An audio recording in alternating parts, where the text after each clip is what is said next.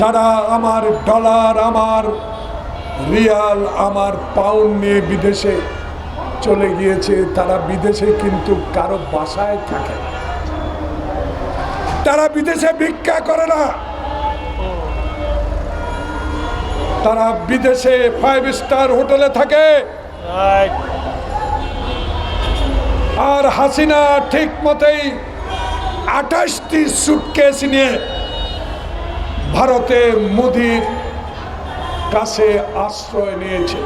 তাই তাদের অভাব নাই। অভাব ডক্টর ইউনূসের এই শাসন আমলের 18 কোটি মানুষের অভাব। কোনো বিনিয়োগ নাই।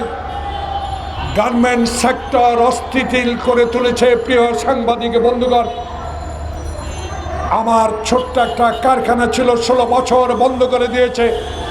যখনই শুরু করতে যায় সেখানে আবার আওয়ামী লীগের প্রেতাত্মা কিছু সংখ্যক লোক আবারও ষড়যন্ত্র শুরু করে শ্রমিক অশান্তি সৃষ্টি করে বন্ধ করে দেওয়ার চেষ্টা করছে।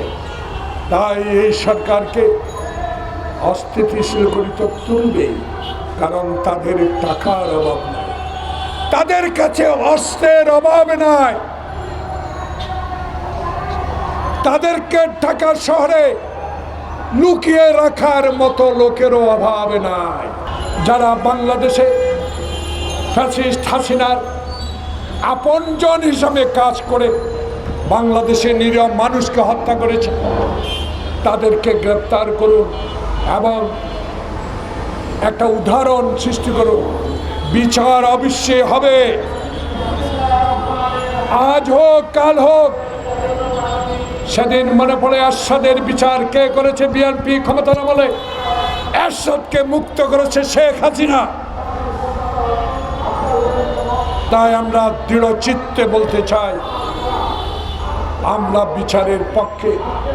নতুন দলের নাহিদ আপনার রক্তে, সহযোদ্ধার রক্তে অর্জিত এই স্বাধীনতা, অনুগ্রহ করুন নতুন দল নিয়ে মাঠে মাঠে যান, গ্রামে গঞ্জে যান, পৌরসভা যান, উপজেলায় যান, জেলা সদরে যান, বিভাগে যান, নিজের জনপ্রিয়তা যাচাই করুন। আসুন, ভাইয়ে ভাইয়ে আর রক্তক্ষরণ করতে চাই না। গণতন্ত্রের জন্য একই মাঠে থাকি, স্বাধীনতা রক্ষার জন্য একই মাঠে থাকি।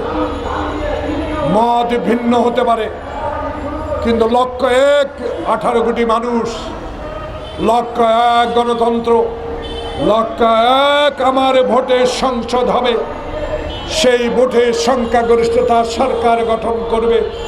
এই লক্ষ্যে আসুন, আমাদের মধ্যে আর মতবিরোধ নয়।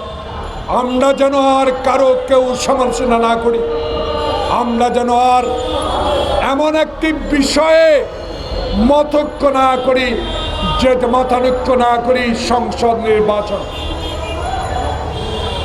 সকল সমস্যার সমাধান ওই জাতীয় সংসদ স্পিকারের সভাপতিত্বে হবে।